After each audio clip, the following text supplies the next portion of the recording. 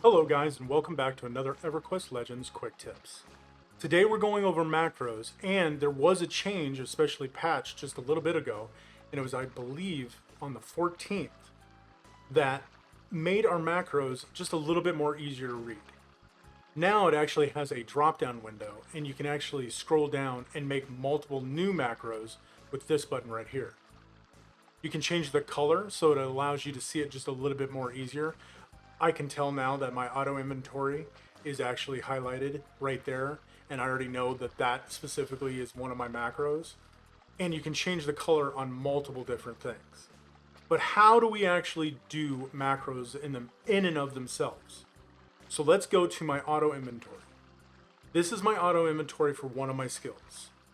Everything you see normally, especially in EverQuest Legends, has do ability and whatever, if it's a stance or an invocation, or if you're trying to do an ability like forage, they'll actually pop up when you click on one of these. Let's go to, where's my disarm here? I can do my disarm, but I can do ability disarm. So it doesn't get confused and you don't have to type in like, oh, it's on keypad number 1 or anything like that. You can actually just type it in.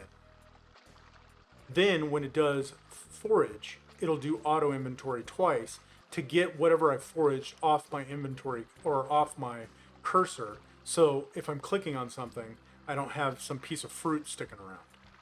Now, one of the biggest things, especially with these macros, is there are a ton of them. And it's hard to find out which ones are the ones you may want to add. Can it help me cast spells or do something where it has a timer based? And with that, I'm going to put down in below the link to a macro website that I use myself. But there's also a lot of different places that you can find some. This is just one that I use specifically because I've used it forever.